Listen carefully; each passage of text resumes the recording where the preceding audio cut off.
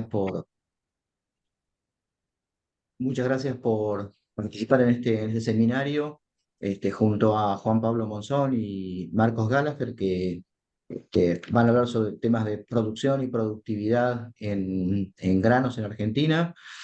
Bueno, Juan Pablo Monzón es investigador de CONICET, profesor en la Universidad Nacional de Mar del Plata, en la Unidad Integrada Balcarce, es investigador asociado a la Universidad de Nebraska, con una muy extensa trayectoria en investigación, y creo que va a ser un aporte bien interesante lo que nos va a compartir. Y después creo que Marcos va a hacer algunas consideraciones sobre temas de producción y productividad también, así que en principio le damos la palabra a Juan Pablo. Muchísimas gracias, Juan Pablo, por estar en el seminario. Dejamos el espacio y podés compartir pantalla, y después le damos el lugar a Marcos, y por supuesto después los participantes pueden comentar o hacer preguntas. Si quieren pasarlas por el chat en el momento en que están haciendo la presentación, yo las puedo compilar después, y también eventualmente abrimos el micrófono si alguien quiere hacer algún comentario. Así que bueno, Juan Pablo, muchas gracias y adelante. Bueno, muchísimas gracias Daniel, muchísimas gracias Marcos por la invitación. ¿Se ve bien la pantalla? ¿Se escucha bien? Sí, perfecto. Sí, sí. Bueno, solamente agregar una cosa de la introducción que siempre la menciono, es que soy productor agropecuario, digamos, en la zona del oeste, que es un poco con lo que más me identifico de todas estas cosas. Muy bien. Va bastante desde ese lado. Bueno, yo hoy lo que les quería mostrar un poco es qué es lo que nosotros entendemos como intensificar cultivos sustentablemente, que es lo que estamos viendo de acá para adelante en la agricultura. Bueno, entonces la idea es presentarle un marco de resumen de tendencias macro en la agricultura a nivel mundial, hablar un poco de lo que nosotros estamos trabajando en rendimiento potencial y brechas de rendimiento. Ahora después vamos a ir describiendo de qué se trata esto. Vamos a ver algunos ejemplos de cierre de brecha, cómo se pueden cerrar las brechas de forma, digamos, económicamente viable. Y después algunos mensajes finales mirando hacia futuro. Bueno, un poco, ¿qué es lo que nosotros vemos? Digamos, cuando uno piensa en la agricultura, digamos, de este nuevo milenio, lo que vemos que, bueno, hay una explosión de la demanda de alimentos que va a estar principalmente debido a cambios demográficos y dietarios, o sea, aumento de la población y mejora de esa dieta, sobre todo en los países en vías de desarrollo. También vemos que, bueno, que gran parte de esa demanda se va a situar en los países que van a crecer demográficamente fuerte, que van a ser principalmente África y lugares de Asia, exceptuando a China. Y después, entonces vemos esta combinación de aumento de demanda, cambios en la dieta. Vemos que hasta ahora ha sido muy limitado el impacto de otras opciones para reducir la demanda o aumentar la, digamos, la oferta en el corto plazo, como puede ser reducción de pérdidas de rendimiento, cambios en la dieta. Son siempre cosas que se proponen como para de alguna forma están incrementando la demanda de alimentos o bajando la oferta de alimentos o bajando la demanda, pero que hasta ahora no han tenido, digamos, ningún éxito razonable a la fecha. No sé, un caso emblemático, esta idea de pasar a dietas más veganas y consumir menos carne. Bueno, uno, por ejemplo, mira tendencias, no sé, en Estados Unidos, en Alemania, y eso no pasa, no ha pasado hasta ahora, por más que lo han intentado, la dieta sigue sin cambiar. Bueno, entonces después vemos que las tasas a las cuales están aumentando los rendimientos actualmente, o sea, cuando uno mira cómo se incrementa el rendimiento a nivel mundial o en diferentes regiones, no son suficientes para satisfacer la demanda futura que estamos teniendo de alimentos en la tierra que actualmente tenemos cultivada. Y también hay un interés creciente de los países de volver a estas ideas de autosuficiencia, principalmente, digamos, ante cada vez más conflictos, esta idea de ir a alcanzar cada país su autosuficiencia. Bueno, esto también está acoplado con esta tensión, un poco acá están los precios relativos al año 80, están corregidos por inflación del dólar, pero cada vez lo que se ve, bueno, estamos en una fase, digamos, clara a ver si pongo perdón, el puntero. digamos, una fase de mayores precios y mucha mayor volatilidad debido a esta cada vez más creciente, digamos, tensión que hay un poco entre oferta y demanda.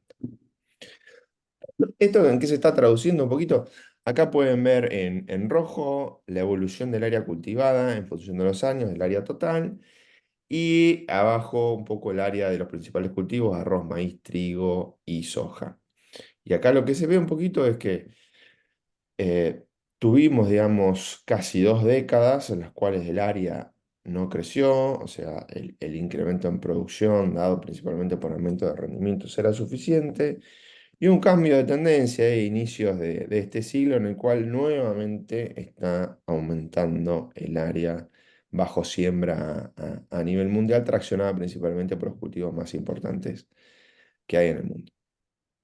Bueno, esto un poco que nos lleva a cada vez más tensión, digamos, con toda la parte ambiental, porque obviamente gran parte del área agrícola que ya estaba bajo producción en el área, digamos, un poco más productiva y con menor impacto en su desarrollo, y ahora cada vez estamos avanzando en áreas de mucho mayor valor en lo que respecta a biodiversidad y demás, y con mayor impacto ambiental. Todo esto genera, digamos, obviamente mucho más tensión entre el sector productivo, digamos, y el resto de la sociedad. ¿Y qué vemos nosotros un poco que, cómo es la solución de esto? Esto es un gráfico muy simple. Si uno quiere obtener 10 toneladas, una opción es sembrar 10 hectáreas que produzcan 1 tonelada, sembrar 5 hectáreas que produzcan 2 toneladas, o simplemente sembrar 1 hectárea que produzca esas 2 toneladas, ¿no? Perdón, 1 hectárea que produzca esas 10 toneladas. Entonces, digamos, claramente el proceso de incrementar el rendimiento es el proceso que nosotros vemos como de intensificación, y ese proceso que llevaría a maximizar un poco el uso de los recursos y minimizar la cantidad de tierra que necesitamos, versus el resto de las opciones que terminan siendo un poco opciones de expansión del área agrícola, ¿no? Porque si no logramos obtener los rendimientos máximos por hectárea, necesitamos cada vez más hectáreas para producir la misma cantidad de rendimiento. Bueno, entonces para el futuro que vemos que satisfacer, digamos, la demanda futura de alimentos sin una expansión masiva del área cultivada va a requerir de una intensificación sustentable de los sistemas de producción de cultivo, de tal manera que cada hectárea que está actualmente, digamos, bajo cultivos, empiece a producir lo más cercano posible a su potencial, minimizando, digamos, el impacto ambiental y preservando el recurso base como el suelo y el agua. Por supuesto que esta intensificación, digamos, la intensificación es necesaria, pero no por sí sola va a frenar cuestiones como pueden ser el incremento del área sembrada, la deforestación. Estas cosas también tienen que ser acompañadas, digamos, por políticas a nivel país para que esto, digamos, realmente surta efecto. Pero sí creemos que es como una condición necesaria para que esto se dé. Bueno, cuando uno piensa un poco es cómo sería la intensificación sustentable para adelante, nosotros lo que vemos es que la intensificación es un poco, digamos, debería ser agnóstica en cuanto a la relación de sus componentes, tecnologías e ideologías, y como más enfocada en buscar alcanzar metas que de alguna forma sean medibles. ¿Qué queremos decir con esto? O sea, no estamos pensando en cosas como agricultura industrial, agricultura orgánica, agricultura regenerativa, etcétera, etcétera, sino más que nada pensar en, bueno, a dónde queremos llegar y cuáles son, digamos, esas metas que podemos establecer, y después veramos el método un poco para llegar a eso. ¿Cuáles son las metas que nosotros creemos o que un poco como lo estamos viendo? Bueno, por un lado, el principal creo que a veces nos olvidamos que la agricultura tiene que ser rentable, ¿no? Como cualquier otra actividad económica que se genere, la agricultura tiene que ser rentable. Vemos que esa agricultura tiene que estar alcanzando un 70-80% de rendimiento potencial. Creemos que ese es el rendimiento máximo que se puede alcanzar de forma económicamente viable. Debemos estar pensando en mejorar la eficiencia de uso de recursos, como pueden ser agua, nitrógeno, minimizar lo que es la degradación del recurso suelo y minimizar la emisión de gases de efecto invernadero. Esta agricultura de alguna forma debe tratar de mantener o incrementar los stocks de carbono y nutrientes del suelo, sobre todo desde la perspectiva de que esto es lo que nos va a permitir alcanzar rendimientos altos y estables a futuro. Que incorpore técnicas como por ejemplo el manejo integrado y que establezca algunas prácticas de biodiversidad, que por supuesto esto se está hablando mucho, pero todavía no hay una clara métrica, digamos, para estas cosas. Y bueno, primero lo primero, ¿no? Lo que yo le decía, que vemos nosotros en que la rentabilidad está estrechamente relacionada con el rendimiento. Acá pueden ver arriba, esto es un análisis de bases de datos de gestión de productores CREA. Cada punto corresponde a un cultivo en un campo. Acá hay más de 300 productores CREA en dos campañas. Esta campaña 2020-21 y 21-22. Son gestiones reales, cerradas, con precios reales, con rendimiento del campo. Y ahí que se ve, bueno, y que el margen bruto principalmente correlaciona con rendimiento, ¿no? Es la principal variable que explica el margen bruto. Con costos totales hay en algún caso alguna relación, pero en general a la inversa de lo que uno pensaría, ¿no? Más margen bruto se da en los lugares donde gastamos más, que probablemente esto se relacione con mayor tecnología para mantener altos rendimientos. Y lo mismo respecto al fertilizante, ¿no? Hay alguna tendencia, pero incluso a que mayor uso de insumos estén relacionados con mayores márgenes. Pero principalmente el rendimiento, ¿no? Sostener altos rendimientos es lo que nos lleva a, o por lo menos lo que caracteriza a los productores que obtienen los mayores márgenes. Acá hay otro ejemplo que lo pueden ver acá abajo, es aceite de palma en Indonesia, que vemos exactamente lo mismo, ¿no? Para lograr los máximos márgenes, la principal variable es el rendimiento. Bueno, acá tienen un poquito más desagregado un poco la razón de eso. Perdón que esto está en inglés, pero arriba tienen maíz, al medio soja, de primera, abajo soja de segunda, de izquierda a derecha el margen en función del rendimiento, el margen en función de los costos, y a la derecha el costo de producción en función del rendimiento, ¿no? La variable de rendimiento es la variable que entre más rendimiento tenemos, más terminamos, digamos, diluyendo el costo por unidad producida, ¿no? Esto se debe un poco a que hay una gran cantidad, digamos, de costos fijos que se diluyen con mayor rendimiento. Bueno, cuando pensamos en sustentabilidad, uno puede empezarlo de una forma muy simple, ¿no? Y después ir complejizando el modelo. Por un lado, uno puede pensar qué es una agricultura sostenible. Y bueno, un poco lo que tenemos acá a la izquierda, una agricultura que de alguna forma mantiene su producción en el tiempo, ¿no?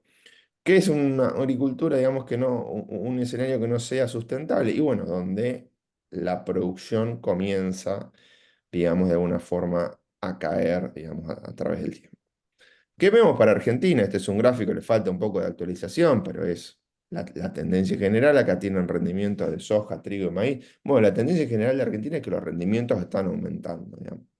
O sea que algunos parámetros básicos se están cumpliendo, pues estamos logrando cada vez mayor productividad. Por ejemplo, acá tienen un ejemplo, esto es trigo en Australia, un gráfico de más de 150 años, como los australianos primero atravesaron una fase que no era sustentable, estaban haciendo una agricultura con casi nula reposición de nutrientes que llevó, digamos, a disminuir un montón los rendimientos. Claramente ese escenario no era sustentable y ahí hubo un poco un cambio hacia otro tipo de variedades, hacia fertilización y demás, que le fue permitiendo, digamos, saltos a través del tiempo y, digamos, retomar un sendero de aumento de los rendimientos a través del tiempo.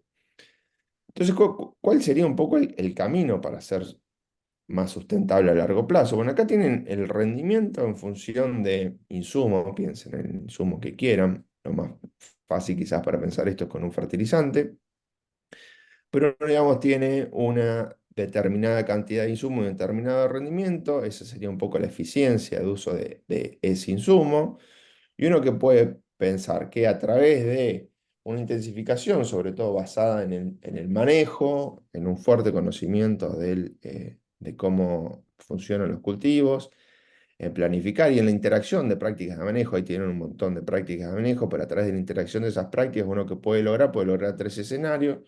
Un escenario en el cual se salta de curva a través de una combinación de mayor insumo, manteniendo, digamos, y mayor eficiencia. Se puede, perdón, pensar en al mismo insumo, aumentar la eficiencia o simplemente, digamos, estar disminuyendo la cantidad de insumos y lograr el mismo rendimiento. Esos serían un poco los caminos. Ahora vamos a ver algunos ejemplos principalmente de lograr mayor productividad con la misma cantidad de insumos o como una combinación de insumos y prácticas de manejo basadas en el conocimiento nos pueden permitir un poco ese salto de curva, que en definitiva nos va a llevar a mayor aumento de la productividad, mayor eficiencia y menor impacto ambiental, sobre todo cuando lo medimos a través de unidad producida. Perdón, Marcos y Daniel, yo no sé si las preguntas son al final o si alguno quiere hacerme alguna pregunta en el medio, yo no tengo problema, me avisa. Bueno, un poco... Perfecto. Si hay alguna Sí, pregunta, yo te aviso. Hasta ahora no, nadie comentó nada. bueno, perfecto. Bueno, ¿cómo alcanzar estas metas un poco de intensificación? Eh, Acá hay un gráfico que simplemente es ilustrativo, lo hacemos con todo el conocimiento que nosotros tenemos, pero por supuesto puede tener alguna subjetividad. Pero cuando uno evalúa, digamos, qué opciones nos van a permitir alcanzar esta intensificación deseable, bueno, uno tiene que pensar en un poco cuál es la probabilidad de retorno que haya esa inversión y cuál es el tiempo que tiene para su impacto, ¿no? Por ejemplo, hay muchísima plata invertida en Estados Unidos y en otros lugares en cultivos de grano perenne, o sea que puedan ser cosechados a través de los años sin necesidad de resiembra. Eso hace muchísimo tiempo que se está invirtiendo, los rendimientos que se han logrado hasta ahora son muy bajos y a futuro eso no esperamos que tenga una probabilidad de retorno a la inversión muy alta, porque no lo está demostrando y el tiempo para su impacto sería altísimo. Y acá pueden ver un montón de variables, y ahora nos vamos a concentrar un poco en esta, que es la que nosotros vemos como la más posible, que es disminuir las brechas de rendimiento. ¿Esto qué es? Aumentar el rendimiento, principalmente en los lugares donde creemos que queda potencial para lograrlo. Eso creemos que tiene un impacto relativamente corto y una probabilidad de retorno a la inversión muy grande. Bueno, y acá tienen otro montón de prácticas, pero creemos que esto es un poco un paso, una forma de evaluar estas cosas, ¿no? Acá van a ver otro montón de cosas como reingeniería de la fotosíntesis, incrementar la fijación biológica, pasar de C3 a C4, son todas cosas que pueden tener impacto, pero el tiempo para lograrlo es demasiado lejano para nuestro entender. Bueno, entonces pasamos un poco esto, qué es lo que nosotros entendemos como brechas de rendimiento. Uno, yendo acá de izquierda a derecha, ustedes pueden tener bueno, lo que es el rendimiento potencial, que es el rendimiento máximo, digamos, que nos permite el ambiente. Imaginemos que no tenemos ningún tipo de limitante, ese sería el máximo rendimiento que podemos lograr. Después tenemos el rendimiento alcanzable, que es un 80% de ese rendimiento potencial aproximadamente. ¿De dónde sale esto? Y bueno, cuando uno mira países que de alguna forma cerraron la brecha de rendimiento y lograron rendimientos altos y estables a través del tiempo, terminan logrando un 75-85% de ese rendimiento potencial. ¿Por qué es esto? Bueno, por la curva, digamos, un poco de rendimiento, digamos, decrecientes, ¿no? En la medida que uno, por ejemplo, agrega más cantidad de un insumo, llega un momento en el cual ese agregado del insumo ya no tiene un retorno económico.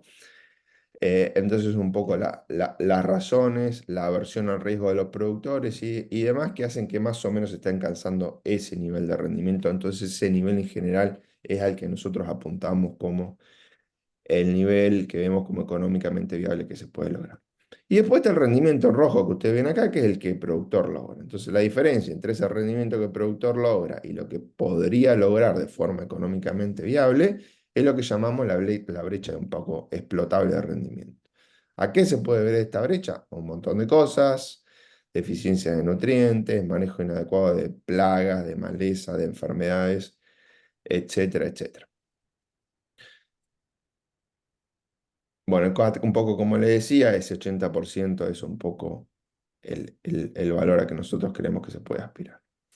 Hay un esfuerzo global, acá tienen la página, es www.lilgap.org, en el cual este es un esfuerzo liderado por la Universidad de Nebraska en Estados Unidos y la Universidad de Wageningen en los Países Bajos, en los cuales ya hace varios años que estamos trabajando en identificar las brechas de rendimiento para un montón de cultivos y países alrededor del mundo. Argentina fue, digamos, el primer país en que se sumó a esta red. Ahora Argentina ya tiene una actualización de esto que la pueden ver acá en la página.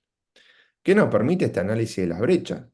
Bueno, de cuestiones muy básicas, piensen, no sé, si la FAO quiere ver dónde, por ejemplo, conviene poner la mayor cantidad o dónde va a tener un mayor retorno a la inversión para tratar de aumentar los rendimientos en maíz. Por ejemplo, este es un mapa de rendimientos de maíz, de brechas de rendimiento de maíz en el mundo. Ahí ven colores rojos, rojo más intenso, mayores brechas, verdes más intensos, lugares donde no hay brecha. Pueden ver claramente todo lo que es África y la India como los lugares con las mayores brechas, un poco los lugares donde tendrían la mayor posibilidad de aumento de los rendimientos, lugares donde ya se están alcanzando techos de rendimiento y no hay mucho más para hacer. Y la Argentina y Sudamérica que en general se sitúan en una situación, digamos, de brechas intermedias, donde todavía nos queda bastante camino, pero no estamos, digamos, en una situación tan catastrófica como otros países en lo que hace a los rendimientos logrados. Bueno, el, podemos entrar, esto lo pueden ver en la página para entrar bien en detalle en la metodología que utilizamos para hacer esto, pero básicamente identificamos las prácticas de manejo más comunes dentro de cada zona, tomamos los rendimientos reales del Ministerio de Agricultura y a través de modelos de simulación integramos información de clima, suelo, agua y manejo para obtener un poco ese rendimiento alcanzable y establecer la brecha, ¿no? Acá tienen para trigo, maíz y soja. Cada una de esas tortitas identifica el rendimiento potencial y en blanco está un poco la brecha de rendimiento. Y acá tienen un poco los rendimientos actuales. Esto puede variar un poquito según cómo ustedes hacen la estimación o la combinación de años, pero hoy más o menos estamos logrando unos 7.900 kilos de maíz. Podríamos lograr 11.500 a nivel país, ¿no? Esto es un promedio ponderado a nivel país, ponderado por el área de cada una de las regiones. Con soja tomándola como cultivo integrado, pensando en soja de primera y de segunda, podríamos pasar de 3 a 3,7 toneladas, trigo de 3,2 a 5,2. Definitiva, hoy estamos logrando un 61% de rendimiento de trigo, un 69% del maíz y un 81% de rendimiento de soja. Esto, si ustedes hacen la cuenta, a nivel integrado del país serían unas 45 millones de toneladas extra de grano en la tierra actualmente cultivada, o sea, sin incrementar el área, que si no lo recuerdo los números, la última valorización me daba alrededor de 7.000 millones más de ingresos por año. Bueno, ahora quería mostrarles un poco, digamos, dos casos de estudio.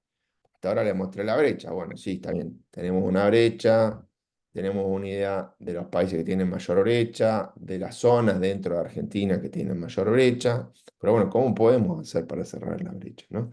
Entonces les voy a mostrar un caso, un ejemplo de un campo en Tandil y después lo que nosotros estamos viendo sobre la importancia de aumentar la fertilización en Argentina para disminuir la brecha de rendimiento.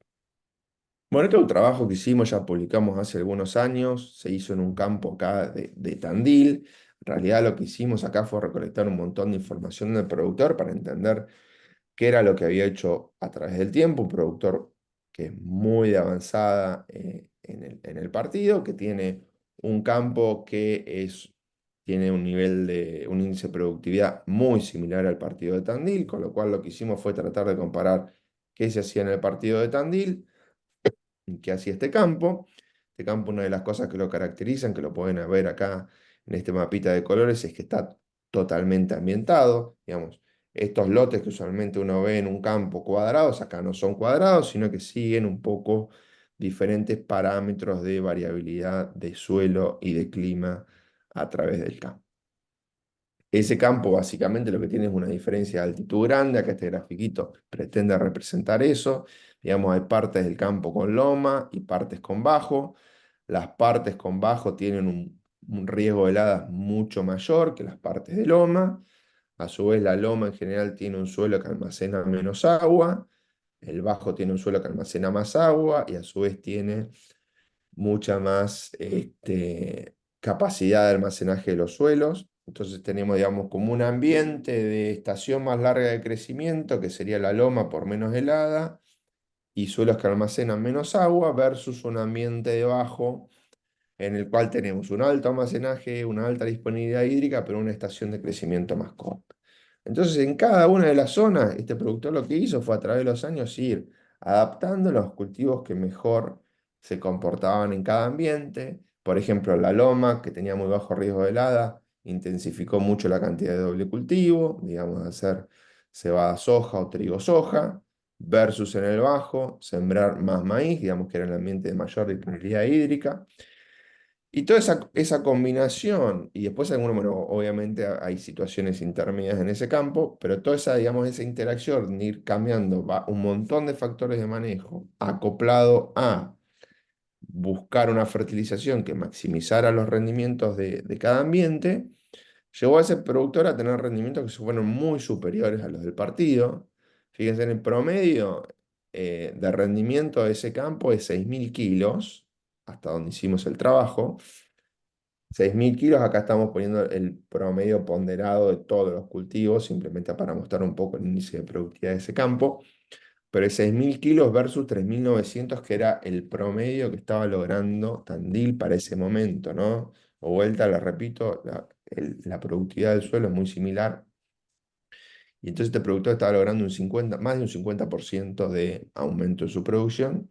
También analizamos un poco el margen, digamos, de eso. Y no solamente estaba obteniendo más rendimiento, sino que estaba siendo mucho más rentable. Bueno, este es un ejemplo simplemente de cómo un productor pudo maximizar los rendimientos. No lo estoy mostrando acá, pero las brechas de rendimiento de este campo son casi cero, ya está logrando los rendimientos máximos y lo logró hacer, digamos, de una forma económicamente viable, digamos. Después, por un lado, está un poco este trabajo que nosotros llamamos pan para hoy, hambre para mañana, que es un poco entender cuál es la situación actual de los cultivos de la fertilización de cultivos en Argentina.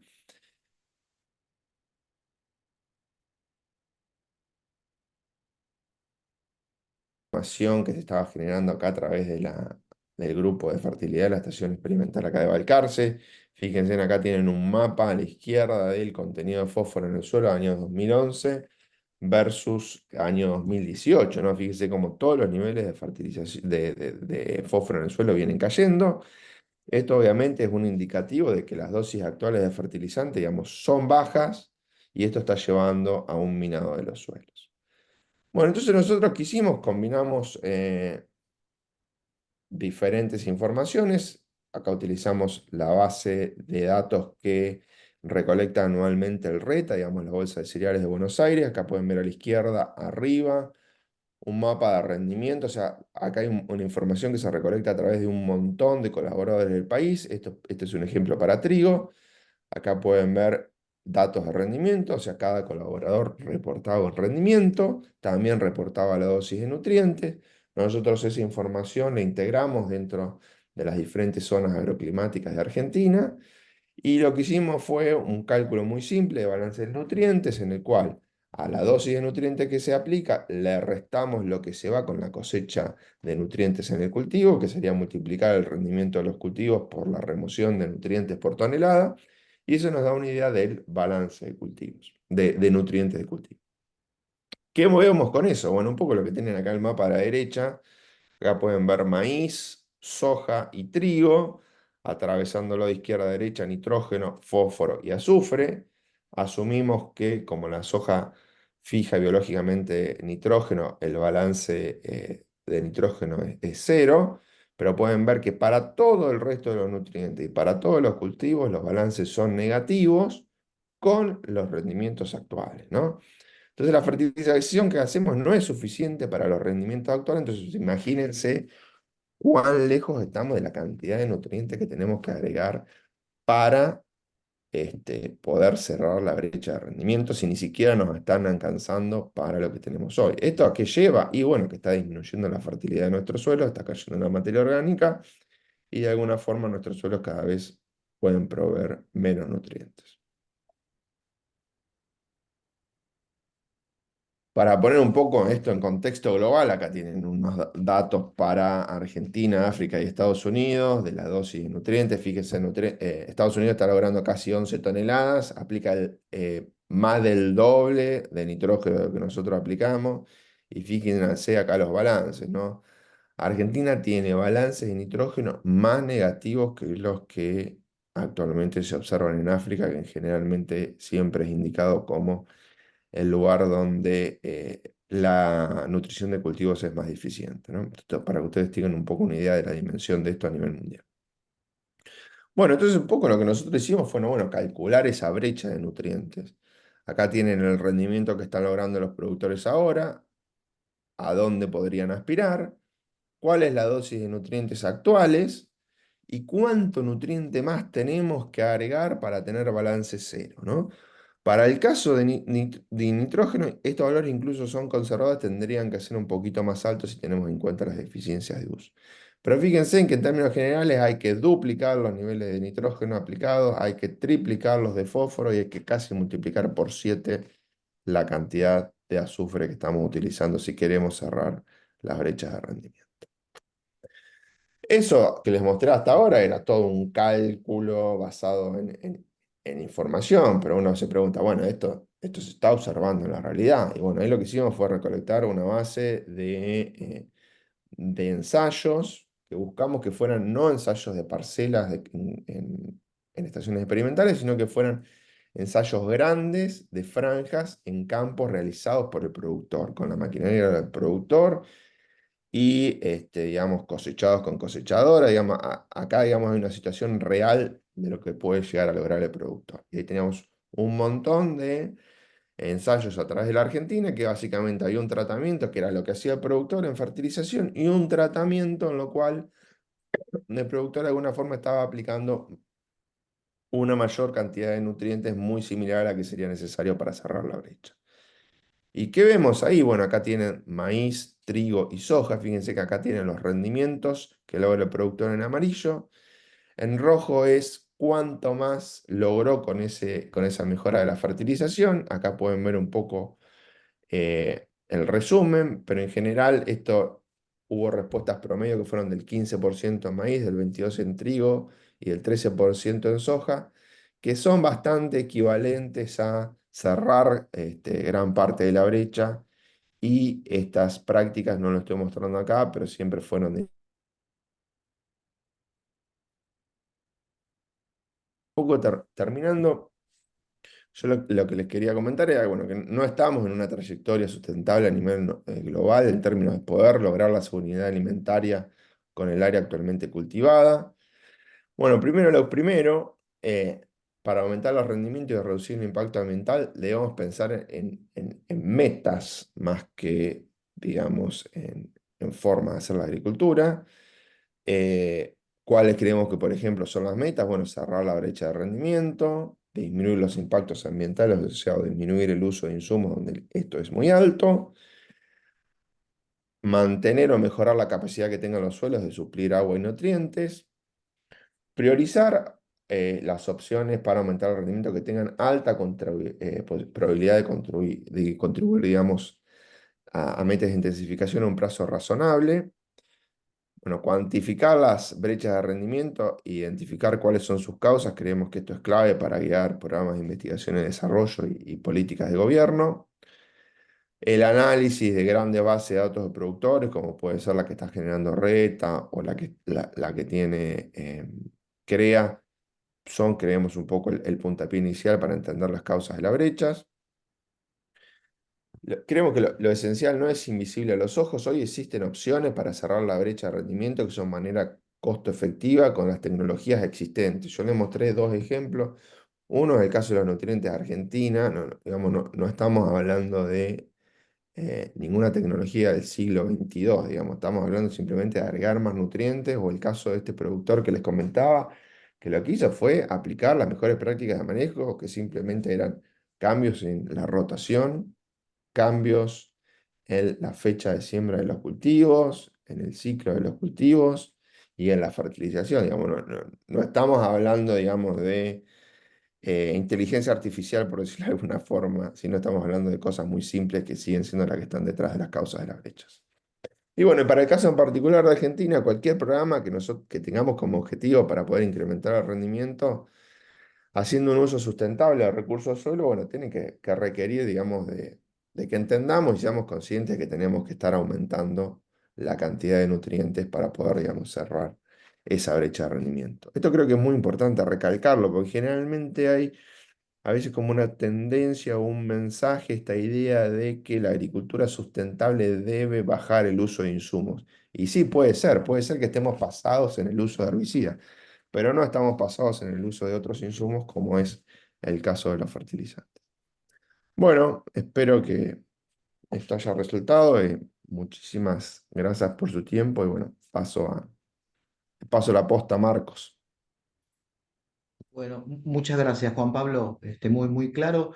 Bueno, surgen algunas preguntas. Mira, acá, ¿te parece, Marcos, que le hago un par de preguntas a Juan Pablo o te parece que lo dejemos para el final? Como te parezca a vos, Daniel. A ver si hay alguna específica de la presentación. Eh, Yo las bueno, veo, no sé si son esas. a ver, dice Esteban Peralta, dice, si Sí. la agenda ambientalista de la Unión Europea puede impedir la adopción de nuevas tecnologías para incrementar rendimiento y achicar brechas en Sudamérica. Y con respecto al manejo de carbono, si no sería más razonable pensar en gestionar flujo de carbono, incrementando rendimientos y no solo insistir con stock, dejando áreas con potencial sin incorporar al sistema. Supongo que se refiere al tema de la el no avance sobre zonas marginales, sobre zonas de bosque. Pensar y gestionar que deja. Bien, bueno, a ver, de la presión que puede haber, primero yo creo que hay que pensar esto, yo no lo tengo muy bien en claro los números, quizás Daniel o Marco los tenga más en claro, pero gran parte de la demanda y de lo que nosotros vendemos no va a Europa. Y 5% nada más. Ujú. para futuro cada vez menos va a ir a Europa. Pensemos que a Europa le está pasando una de las peores cosas que le puede pasar a cualquier país, que es que la tasa de natalidad no alcanza para restituir la población, ¿no? O sea, Europa está envejeciendo. O sea, que claramente no veo ese lugar como una fuente eh, digamos, como el gran traccionador o gran comprador de nuestros productos. Eh, y después a mí me pasó, por ejemplo, con el caso del aceite de palma, ¿viste? O sea, hay cuestiones del comercio mundial que terminan siendo, parece que a veces dirigido para argentinos, ¿no? Pero somos todos los humanos medio iguales, porque lo que pasaba, por ejemplo, en Europa no quería comprar más aceite de palma a Indonesia por todo el tema de la deforestación. Ujú. Y bueno, entonces se la vendían a la India y la India se la vendía como biodiesel, o la China se la vendía como biodiesel a Europa. ¿Viste? Y bueno, pasaban esas cosas. Así que yo no creo que creo que le damos mucha más importancia que lo que realmente tiene. Por supuesto que Europa puede ser un mercado puntual para comprar algunas cosas con mucho valor agregado, pero no creo que debamos darle demasiada importancia a eso. Bueno, respecto a lo de los flujos de carbono y el carbono en el suelo, punto uno. Ah, hay suelos que están degradados en la Argentina y que de alguna forma necesitan recuperar un manejo para aumentar la productividad de ese sistema en sí. Eh, Después, el hecho, digamos, yo siempre pienso que deberemos enfocarnos más como país en aumentar el rendimiento de la superficie que actualmente tenemos. Recordemos que la superficie que actualmente tenemos en agricultura, por ejemplo, no sé, todo el área núcleo, es la que más cerca está de los puertos, es la que es más rentable, es la que tiene menores costos de flete. O sea, estar agregando hectáreas en otras zonas, sí puede ser, pero es como que estás, digamos, abriendo otra fábrica cuando todavía tenés, en la fábrica que ya abriste, estás al 50% de la capacidad, ¿no? Yo creo que como país me parece que hay que guiar mucho más la intensificación en lo que actualmente tenemos y bueno, y obviamente discutir hasta dónde vale la pena avanzar en otras áreas. Creo que ya quedan los suelos más frágiles y menos productivos para agregar a la agricultura, ¿no? Bueno, Bien. sí, veo que Bueno, hay otro. El cálculo de reposición de nutrientes. Eh, si comparto bueno, esto puede ser un poco para el balance de nitrógeno, la pregunta acá de Gustavo. Nosotros acá no lo tenemos en cuenta, pero más del 90% del área en Argentina no está en rotación con pasturas como para poder recuperar el nitrógeno, ¿no? Así que ahí no lo tuvimos en cuenta. Cuando uno va a otros países, qué sé yo, por ejemplo, los Países Bajos tienen un problema gravísimo por la cantidad de animales que tienen y la cantidad de abono orgánico que generan. Y ahí sí el abono orgánico que generan termina siendo un componente importante del balance. Pero acá en Argentina es casi despreciable. bueno, si te parece, pasamos a la presentación de Marcos y después hacemos otra ronda de comentarios. Perfecto. Bueno, perfecto. Puedo compartir pantalla ya, ¿no? A ver,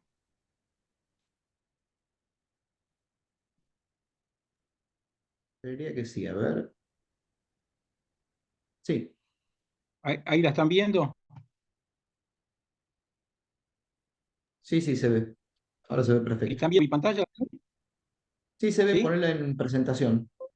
Bueno, bueno, yo voy a hacer una presentación corta, tratando de complementar lo que dijo Juan Pablo, más con una mirada, digamos, eh, económica, aunque Juan Pablo, por supuesto, hizo consideraciones económicas, pero una mirada más centrando en, en aspectos puramente económicos, si ustedes quieren, ¿no? Entonces, eh, voy a volver un poquito sobre tendencias de intensificación, especialmente con respecto al tema fertilizantes. Juan Pablo habló de brechas, y yo acá hago una pregunta, si deberíamos hablar de brechas o desequilibrios en forma complementaria a lo que dijo Juan Pablo, alguna consideración sobre tasa de retorno y alguna consideración sobre factor humano en todo esto, ¿no? Acá tenemos una serie de precios relativos nitrógeno-trigo del año 1960 a la actualidad, es decir, son 6 décadas de precios relativos para la Argentina en azul y para Estados Unidos en marrón.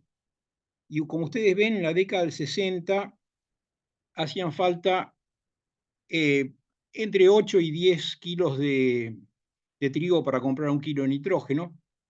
La adopción de fertilizantes era mínima. Yo cuando estaba en la Facultad de Agronomía, me acuerdo que en las clases de fertilidad, excelentes clases que daba el ingeniero Barberis, los fertilizantes eran una anécdota en realidad en la producción extensiva, ¿no? Sí, el consumo era muy, muy bajo.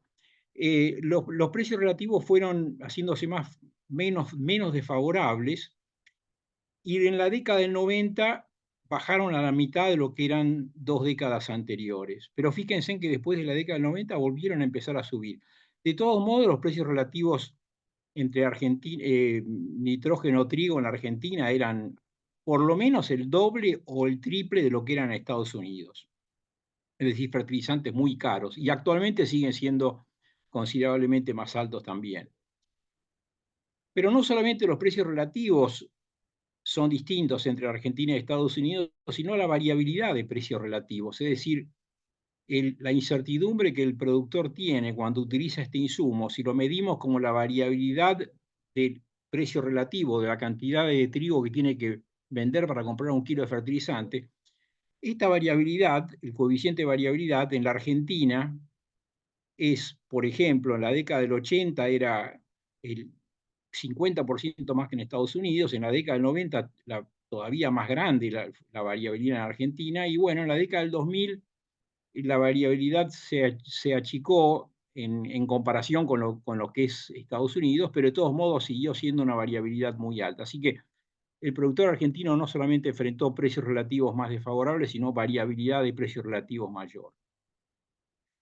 Ahora, la cantidad de fertilizantes, como dije, aumentó enormemente de las 70.000 toneladas en la década del 70, cuando yo era alumno en la facultad, a unas 5 millones o más de 5 millones actuales, ¿no? Es decir, es impresionante el aumento de fertilizantes que ha habido en la agricultura argentina. ¿Por qué ocurrió este aumento? Bueno, Juan Pablo, por supuesto, sabe mucho más que yo de este tema. Mejoras significativas de precios relativos, menores niveles de nutrientes en los suelos, los cuales implican mayor respuesta al cultivo, pero también otros factores que creo que son muy importantes, que es mayor respuesta a los fertilizantes, es decir, el aumento de rendimiento que produce el aumento de fertilizantes es mayor ahora que lo que era hace 20 años, no solamente porque los suelos son menos fértiles, sino por cambios en la genética de los cultivos y cambios en el manejo. Es decir, este factor creo que es muy, muy importante, ¿no? Ahora, han habido mejoras enormes en la información que dispone el productor, lo cual permite aumentar la productividad de los insumos, entre ellos los fertilizantes. Acá tengo título anecdótico, ¿no? La cantidad de análisis de suelos, no de muestras, sino de análisis por empresas que solicitan análisis de suelo a un laboratorio, que es el laboratorio Tecnoagro. En la década del 90, más o menos, recibían 200 pedidos de análisis de suelos, perdón, en el quinquenio 91-95, mientras que en el quinquenio 2016 al 2020 la cantidad de análisis, de pedidos de análisis de suelo se había multiplicado por 5. Y esto es un laboratorio, además han aparecido otros laboratorios. Es decir, la generación de información que ayuda a la toma de decisiones ha aumentado. También ha aumentado muchos otros tipos de información, ¿no? Yo miro medio de afuera, pero, por ejemplo, me impresiona mucho a mí la información que se genera sobre pronósticos de niña a niño, ¿no? Que permiten cometer menos errores en la utilización de insumos, o la información que se genera sobre disponibilidad de agua en el perfil de suelo, todo el tema NAPA, ¿no? Que trabaja mucho el ingeniero Jorge Mercado del INTA. Bueno, a mí me parece fascinante porque todo esto contribuye a comprimir la distribución de probabilidades que enfrenta el productor cuando decide una toma de insumos, ¿no? Una aplicación de insumos. Ahora, cuando hablamos de desequilibrios o cuando hablamos de brechas, si lo miramos bajo el punto de vista económico, me parece a mí que tenemos que prestar atención en dos tipos de desequilibrios. ¿Por qué utilizo la palabra desequilibrios como complementaria a la palabra brechas? Porque la palabra desequilibrios, a mi juicio, sugiere transitoriedad, sugiere situación a mejorar que por alguna razón, especialmente relacionada a toma de decisiones de los individuos, no ha sido resuelta por el momento, ¿no? Es decir, es una situación temporaria, los desequilibrios es de esperar que se vayan reduciendo. Esto surge mucho a partir de los trabajos de un economista agrícola, Theodor Schultz, Premio Nobel de Economía, donde él analiza justamente la problemática de la toma de decisiones en el sector agropecuario y la razón por la cual existen desequilibrios, ¿no? Por eso me parece productivo encarar el tema de, de las brechas, complementándolo con el concepto de desequilibrios. Entonces, al menos hay dos tipos de desequilibrios. Un tipo de desequilibrio es el hecho de que se podría producir más, se podría producir, perdón, el hecho de que se produce menos que lo que se podría producir, utilizando la misma cantidad de insumos. Es decir, se produce menos de lo que potencialmente podríamos producir, aún sin modificar la cantidad de insumos, ¿no? Esto es un problema técnico. ¿Por qué ocurre este tipo de desequilibrio? Bueno, porque se siembra tal vez en una fecha desadecuada, se siembra una dosis errónea, o se siembra el cultivo equivocado para las condiciones de suelo, o se utiliza un tratamiento de malezas que no es el correcto. Es decir, se utilizan los insumos, pero no se los utiliza correctamente, razón por la cual se podría producir más. Esto es lo que podríamos llamar ineficiencia técnica. Lo importante de esta brecha es que esta brecha es independiente de precios, es decir, si podemos producir más utilizando la misma cantidad de insumos, bueno, sea cual fueran los precios de los insumos o los productos, o el precio de los productos, esto debería ser evitado, porque siempre tenderíamos a querer producir lo máximo posible, dado un patrón fijo de uso de insumos. Así que esa es la primera brecha, o primer desequilibrio. El segundo desequilibrio es que se utilizan cantidades de insumo mayores o menores que las que maximizan retornos, ¿no? Y esto es lo que podemos llamar eficiencia asignativa. Ahora, esta eficiencia o este desequilibrio es distinto que el anterior, porque esto depende de precios.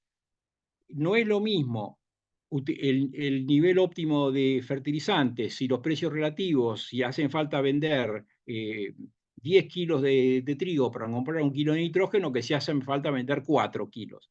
Y como los precios relativos cambian entre años, la utilización de insumos, la óptima utilización de insumos cambia entre años también.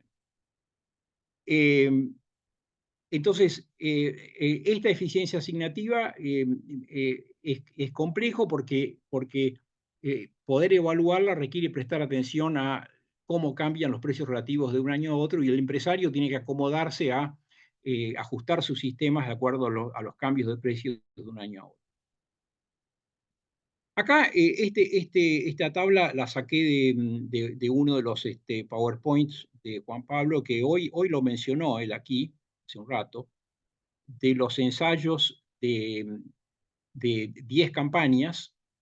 Esto es muy interesante porque es un número importante de ensayos realizados a productores, como dijo él, a campos de productores. Este es otro temita que me interesaría mucho poder estudiar, que es la relación que existe entre los rendimientos experimentales y los rendimientos de productores, ¿no? Yo he visto algunos trabajos sobre esto, pero es un tema interesante. Pero bueno, pero acá estos ensayos están hechos en campo de productores. Y entonces acá tenemos los rendimientos de maíz de los campos de los productores y los rendimientos de maíz con una nutrición más acorde a lo que sería recomendable, ¿no? Entonces ahí tenemos una diferencia de rendimientos de 1,4 toneladas entre la situación de los productores y la situación recomendable bajo el punto de vista de nutrición del cultivo. Y lo mismo para trigo, que tenemos una diferencia de rendimientos de 1 tonelada, de 4,2 a 5,2. Y tenemos además en este cuadro los fertilizantes N, P y S, nitrógeno, fósforo y azufre, que serían característicos de ambas situaciones. Bueno, acá el tema, me parece a mí, es que obviamente para pasar de una situación a otra tenemos un aumento de costos y tenemos un incremento de ingresos, ¿no? La tasa de retorno que surge de pasar de la situación actual a la situación con un balance más recomendado de nutrientes es el cambio de ingresos dividido el cambio de costos. ¿Cuál es esta tasa de retorno si utilizamos los precios relativos actuales? Hoy los fertilizantes, los precios relativos son desfavorables en general, ¿no? Porque si miramos, por ejemplo, la revista Márgenes Agropecuarios, bueno, me sorprende lo alto que están los precios relativos fertilizante grano. Si miramos los precios relativos actuales, vamos a obtener una cierta tasa de retorno, y si elimináramos el cepo, si elimináramos las retenciones y elimináramos el impuesto país, vamos a tener otra tasa de retorno distinta.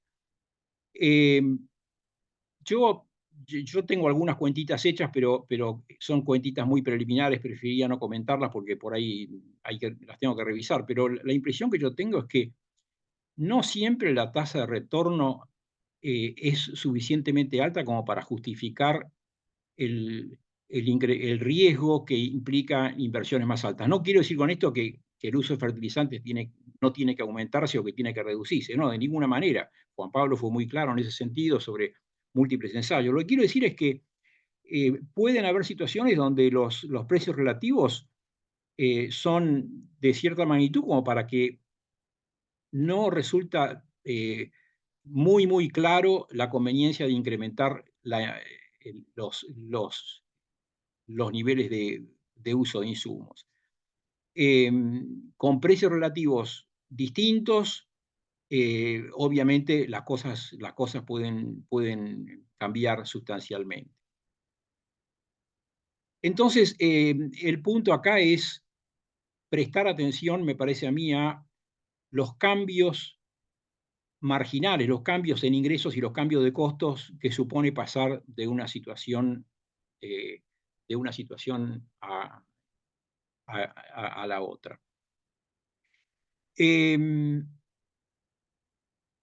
Juan Pablo habló de el tema de que los niveles de extracción de nutrientes son mayores a los niveles de reposición y mostró un gráfico donde el área pintada de color amarillo, creo que era, que es el área donde están bajando los niveles de fertilidad del suelo, se ha expandido mucho en los últimos 20 años, creo. Bueno, sí, yo lo había visto este gráfico, creo que es un trabajo que hizo este muchacho, bueno, me olvidé el nombre ahora, pero Sáenz Rosas, ¿no? Me parece.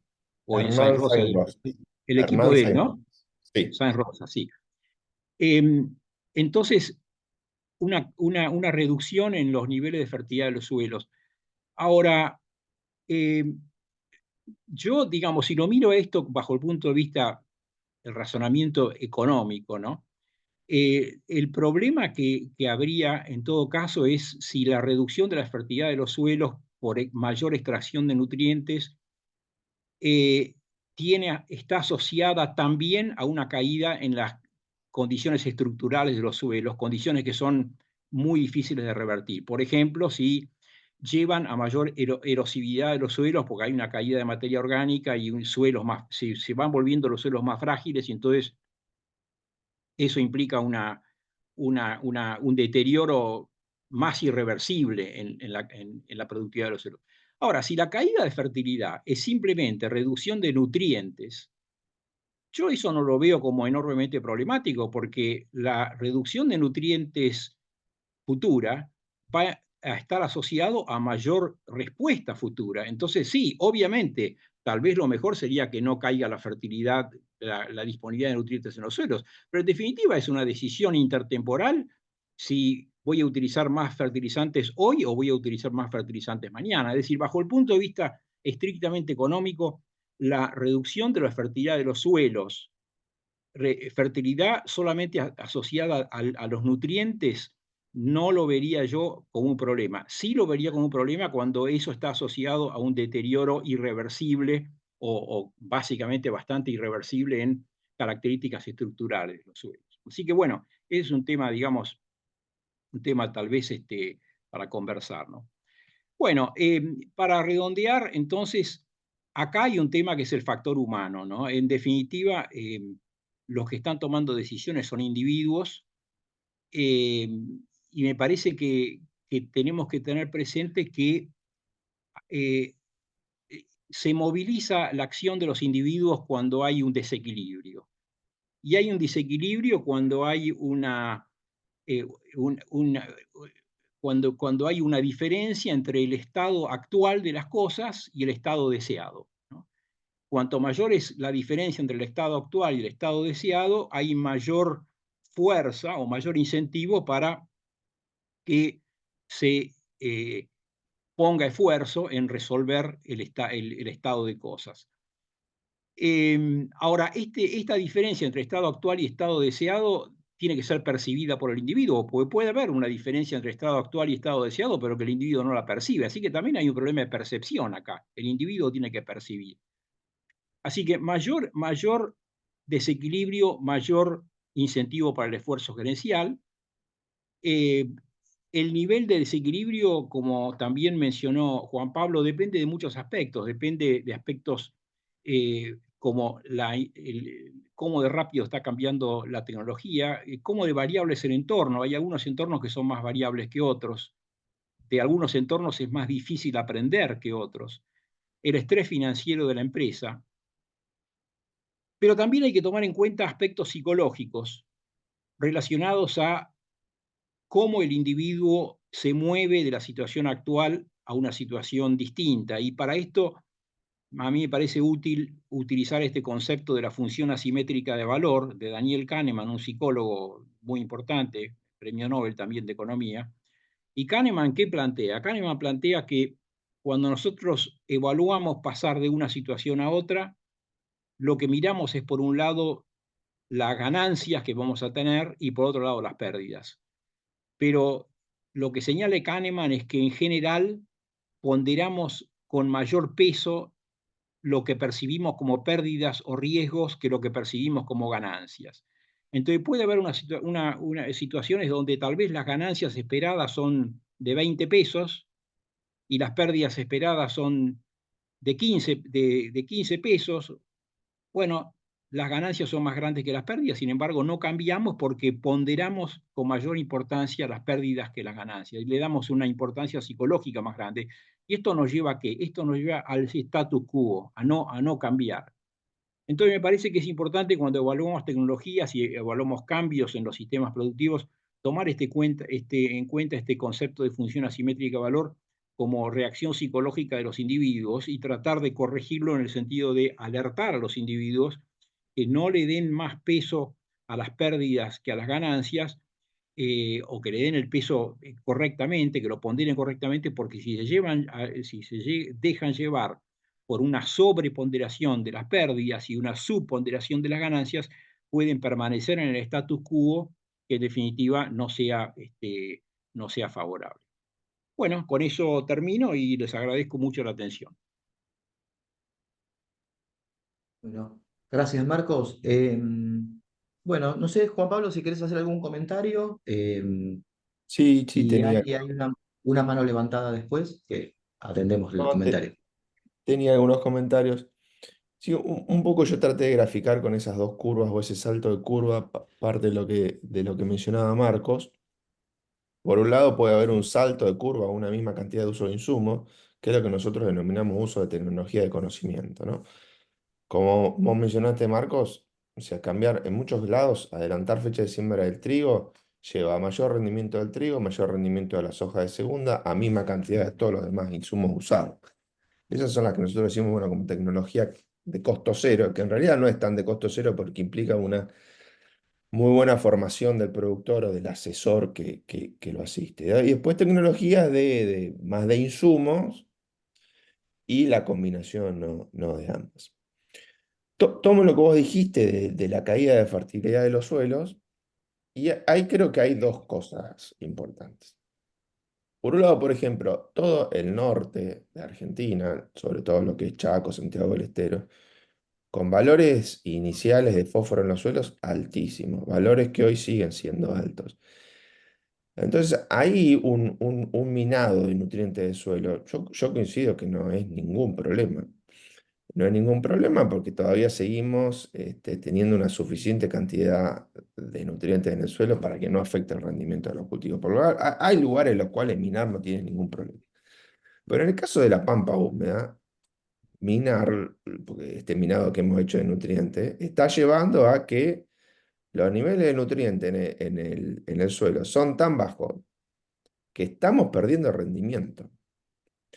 Además, en muchos casos, estos balances negativos de nitrógeno que implican que el nitrógeno sale de algún lado, pues si hay un balance negativo, de algún lado salió el nitrógeno, que es básicamente degradación de materia orgánica.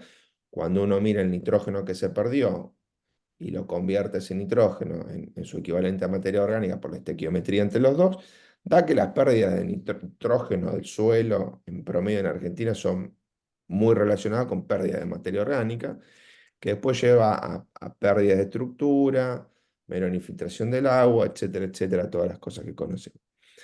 Y de ese set de ensayos que vos mostraste, ahí lo que se ve es la respuesta puntual, ¿no? O sea, la respuesta a agregar más nutrientes un año.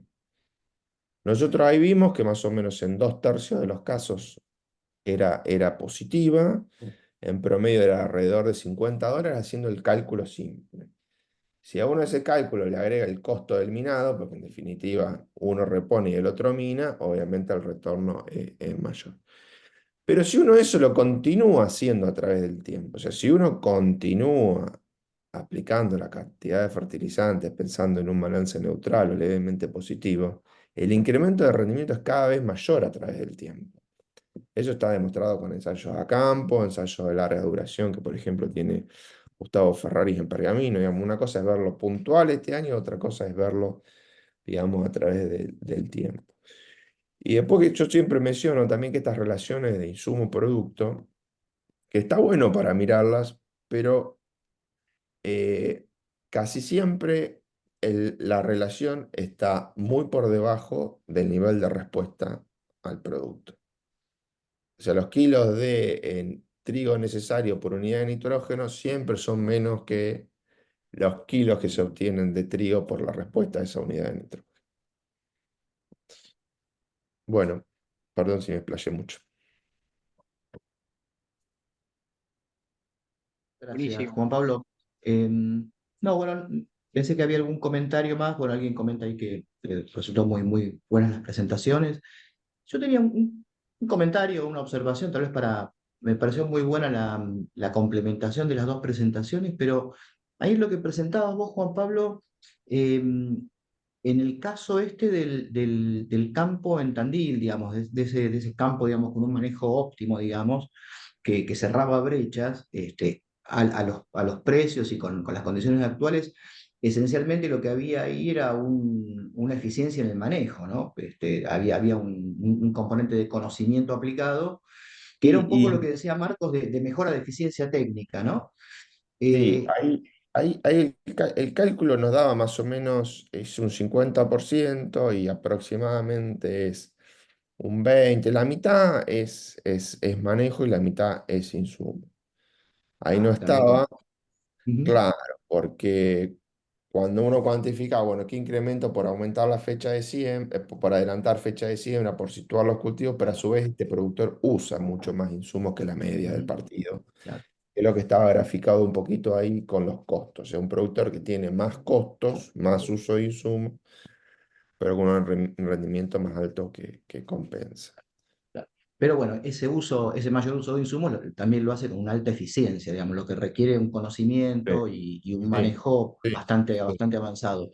Con lo cual, digamos, el otro componente, digamos, que señalaba Marcos es un poco que los precios relativos, digamos, inducen el uso de mayor uso de insumos. En la medida que mejora la relación insumo-producto, en términos que se hace más barato comprar el insumo, incentiva el uso y la aplicación. Sí, sí, Y son como totalmente de acuerdo. dos caminos, digamos, para intensificar. Eh, Vos señalabas que si se pudieran cerrar las brechas, digamos, llevando de 80% en la superficie cultivada, habría 45 millones de toneladas adicionales potenciales. Entonces uno piensa, Argentina tiene todavía fuertes distorsiones, como mostraba Marcos, en precios relativos, ¿no? Los precios de los productos están más bajos por impuestos y los precios de los insumos por aranceles y restricciones al comercio son más altos.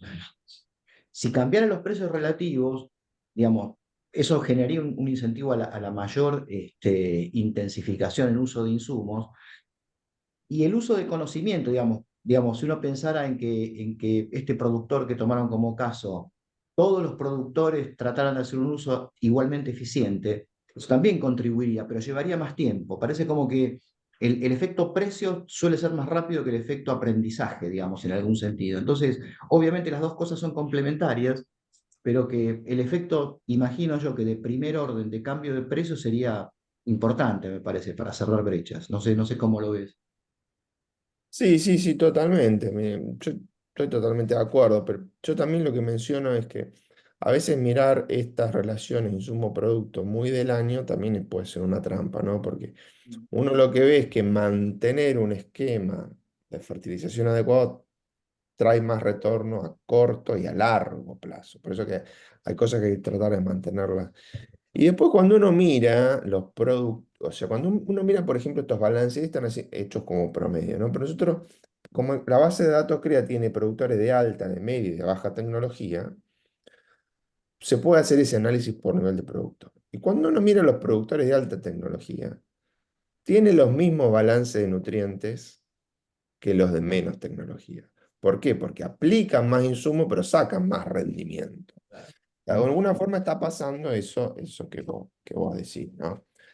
Y después hay mucho de que yo no, la verdad que hay cosas que uno no tiene la respuesta. Yo conozco CREAs de productores muy grandes, grupos muy grandes, eh, digamos, sin restricción de ningún tipo económica, eh, y que uno veía que la cantidad de nutrientes utilizada era muy baja y esos productores fueron uno de los que tuvieron una de estas redes de largo plazo.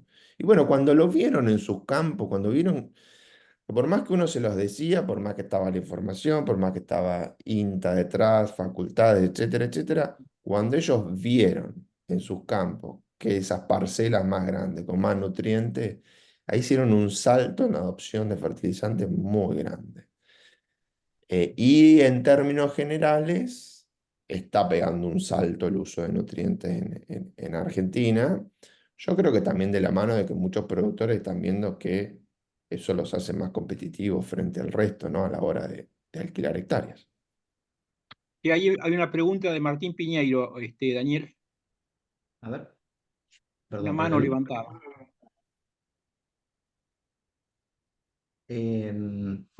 ahí, Martín, ahí habilité el micrófono. Adelante.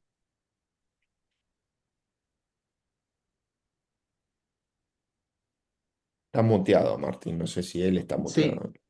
sí, yo Sí, habilité el micrófono, pero no ahora sé sí. si... No me Ahí está. desmute. Ahí estoy. Perfecto, te escuchamos, Martín, adelante. Juan Pablo, no te conozco, pero buenos días. Me pareció muy buena tu presentación con muchos datos. Hola Marcos y Daniel, hace años que no nos vemos, pero como ven estoy vivo. Un gusto. Un gusto. Augusto.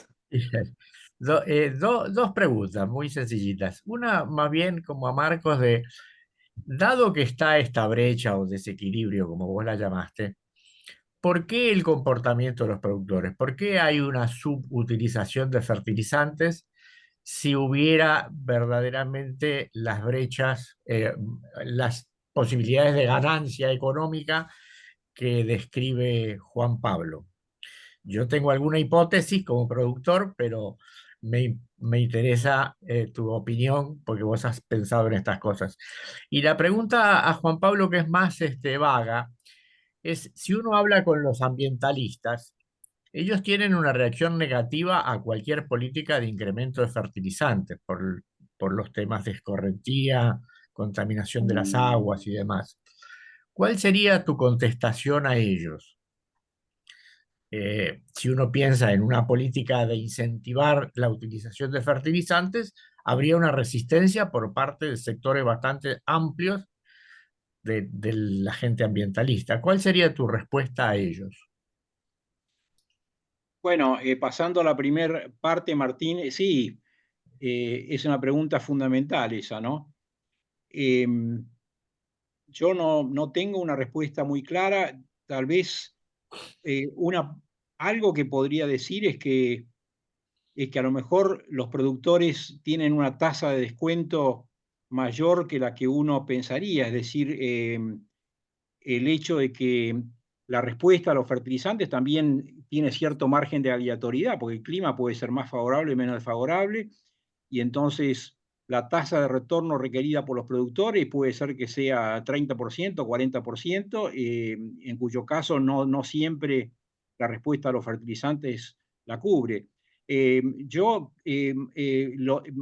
Juan Pablo mostró ensayos, pero a mí me encantaría tener los resultados de la variabilidad de respuesta entre años, no solo la variabilidad de respuesta entre sitios, porque la variabilidad de respuesta entre sitios no es un tema de riesgo, porque las características de los sitios son conocidas, pero la variabilidad de respuesta entre años me parece a mí que es un tema muy, muy importante, de la cual yo he visto relativamente poco publicado y he visto menos publicado todavía sobre cómo cambia la variabilidad según la dosis de fertilizante. Puede ser que la variabilidad aumenta según la dosis de fertilizante o no. Entonces, yo creo que una razón importante de la subutilización de fertilizantes es la percepción, correcta o incorrecta, de que hay una variabilidad de respuesta, hay una variabilidad de precios y yo tengo que enterrar un montón de miles de dólares para después cruzar los dedos y esperar a ver qué es lo que surge, ¿no?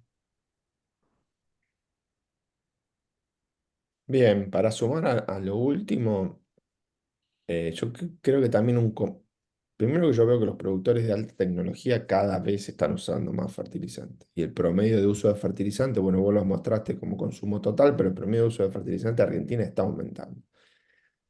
Y hay que recordar una cosa que es importante, que por ejemplo, cuando uno mira cómo creció el área agrícola de Argentina y cómo medio se está estabilizando últimamente, ese proceso, por ejemplo, en Europa o en Estados Unidos pasó hace 50 años, 50, 60 años.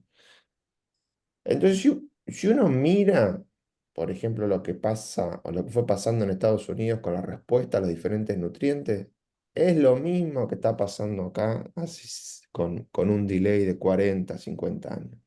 O sea, pensemos que pasamos de suelos casi pristinos con una cantidad de agricultura muy grande, de ganadería muy grande, y ahora estamos cada vez en un sistema más de agricultura continua, que es bastante reciente para la Argentina, eso en términos históricos. En Europa, en Estados Unidos, mucho más largo. Entonces, es como que estábamos acostumbrados a que no había tanta respuesta y ahora cada vez nos estamos dando cuenta que la respuesta es cada vez más alta. Bueno, y respecto a la otra pregunta, eh, yo soy un fanático de la intensificación. Yo creo que la forma de ir es lograr el máximo rendimiento por hectárea. Yo creo que esa es la forma de disminuir todas las externalidades. Nosotros hicimos acá en ensayo, en la estación experimental, durante bastante tiempo, casi 10 años, en el cual utilizamos un poco un modelo de mayor uso de insumos, pero con mayor conocimiento, ¿no? Entonces, que implicaba optimizar fecha de siembra, optimizar manejo, optimizar el híbrido, optimizar la forma de aplicar los nutrientes, porque uno puede decir, bueno, en vez de aplicar 50 unidades de N, apliquemos 100, pero bueno, hay que pensar que hay que dividirlo, que probablemente hay que proteger ese fertilizante para que no se pierda, etcétera, etcétera. Entonces, teníamos como esos dos paquetes, ¿no? Un paquete intensificado en insumo y en conocimiento versus lo que hacía el productor. Y ahí lo que observamos es que la contaminación no aumentó de ninguna forma, no aumentaron las emisiones de óxido nitroso, no hubo más lavado de nitrógeno en el suelo, no había más cantidad de pesticidas en el suelo que en el otro. Y eso cuando uno lo mira a nivel de hectárea. Y después está el otro tema que es cuando uno lo mira a nivel de producción, porque la emisión que genera cosechar, sembrar, pulverizar, es la misma si el maíz rinde 5 toneladas o 10. Entonces, la medida que logramos aumentar el rendimiento por unidad de rendimiento, muchas de las emisiones bajan. Ah, Eh, entonces, en definitiva, es un poco la curva que mostraba hoy. O sea, si uno produce 10 toneladas de maíz en una hectárea o 10 toneladas de maíz en 10 hectáreas, y bueno, emite mucho más cuando los rendimientos son más bajos por todas esas emisiones que hay de base. Entonces, yo creo que es fácil decirlo, pero bueno, hay que demostrarlo con datos y también tratar un poco de convencer que esa es un poco la forma para mí de no avanzar sobre las áreas más frágiles.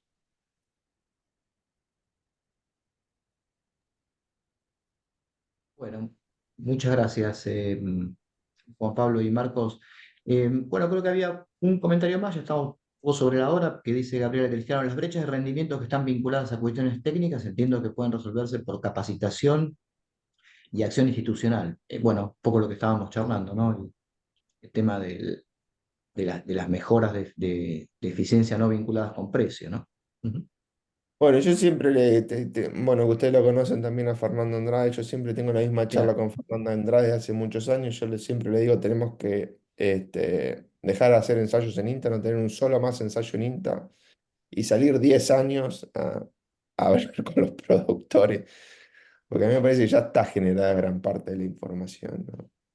claro. Creo que hace falta Bueno, una red de claro. extensión muy fuerte y un poco el ejemplo que yo mencionaba antes, ¿no? Ujú. Cuando este grupo de productores vio ensayos en sus campos que estaban en esa respuesta y creyó, antes no creía, Claro. era que Sí, sí, sí. Como dice yo el no dicho, soy ver para creer. sociólogo, pero es como que tipo el ver para creer y ahí lo hicieron. Y estamos hablando de gente que capaz que maneja cada uno 5 o 10 mil hectáreas, ¿viste? No, no es el productor con restricción económica, con no acceso a financiación, etcétera. Pero Sí, bueno, sí, sí. vieron, creyeron y lo están implementando. Claro. Bueno, un poco lo que decía Marcos también, o sea, acerca de el sesgo al status quo, ¿no? El sesgo a seguir haciendo lo mismo, eh, Sí, hay que buscar un mecanismo de ruptura, ¿sí? Y Bueno, después, eh, otra cosa es que sí. creo que a veces no sabemos balancear, eh, por ejemplo, ¿no? Mucha presión de las compañías por mostrarnos ensayos o hacer ensayos en los campos de cuál es el híbrido que más rinde. El rendimiento de los híbridos de maíz aumenta, pero casi nada año a año por mejoramiento genético. Y cuando uno mira el rendimiento que actualmente tiene, el potencial de rendimiento de un genotipo de maíz, es 18, 20 toneladas. Y en Argentina estamos sacando 8. El potencial de rendimiento está y tenemos muchísimo foco, por ejemplo, en genética, cuando la genética hoy explica muy poquito de cerrar la brecha. Y sí explica mucho cambiar la fecha de siembra, cambiar, no sé, este, otras prácticas que pueden ser que bueno, que nadie gana por eso, solo el productor, ¿no? Por alguna de esas cosas. Bueno, tocaste un tema que se discutió hace poco, un tema de política pública, ¿no? Que se estaba, no sé, por lo menos atribuyendo un diferencial de rendimiento a genética en soja particularmente, que pareció Sí, un poco bueno. exagerado. Bueno, mira, yo hice ensayo acá de rendimiento potencial de soja en Balcarce, ¿no? El rendimiento potencial de soja, si vos la regás y todo, etcétera, etcétera, es más de 6 toneladas, entre 6 y 7 toneladas, ¿no? Con la misma genética que está disponible hoy. La genética que está disponible hoy, además, espero que no haya nadie de las compañías acá para no me sigan odiando tanto, pero cuando vos cruzás, o sea, ¿por qué aumentó muchísimo el rendimiento de soja en Brasil? Porque fueron los semilleros argentinos, con mucho del material argentino, a Brasil. Y cuando uno mira la soja más sembrada del sur de Brasil, es la misma que la más sembrada del otro lado de la Argentina. ¿No? Y el potencial de rendimiento es muchísimo más alto de esos materiales que el rendimiento que hoy estamos obteniendo. Y eso se da en todos los cultivos. O sea, ya hicimos los cambios grandes, como por ejemplo Brasil hizo el cambio grande de achicar los grupos de madurez en soja, que fue muy de la mano de los dos semilleros grandes de soja de Argentina. Acá hicimos el cambio grande de pasar ya hace 30 años de híbridos dobles a híbridos simples, pasamos de los trigos que teníamos a materiales más franceses. O sea, los grandes cambios, no hay mucho en la galera para eso. Y ahora quedan cosas que, bueno, está bien, son difíciles de monetizar por compañías y no se promueven. Y tiene que estar mucho más la institución pública, asociación de productores y demás detrás de eso. Bueno, me parece un excelente punto para investigar. Bueno, estamos en el tiempo. La verdad es que súper interesante el seminario, las interacciones, así que muchísimas gracias, Juan Pablo, por la participación. Gracias, Marcos. Y bueno, los asistentes también, muchas gracias por participar y los esperamos en próximos seminarios. Está Alejandro Bustamante. Gracias Martín Piñeiro de haber venido, que es un honor que Gracias. Mm. una figura tan destacada haya participado de nuestro seminario. Alejandro Gracias, Bustamante gracias, está ahí para Marcos. saludarlo, ¿no? Que abra el micrófono. Alejandro Lo veo, Bustamante estaba por ahí como asistente, sí. Qué grande, hace mucho que no lo veo. Un abrazo grande. Muy Bueno, bien. chao, Bueno, chao. ¿No? muchas Saludos a gracias, todos. ¿eh? Chao. Chao, Chao, Martín. Hasta chao. Chao, luego. Marcos. Hasta Chao. luego. Chao, Juan Pablo. Chao, Chao, adiós a todos. gusto haber venido Gracias. con todos, Marcos.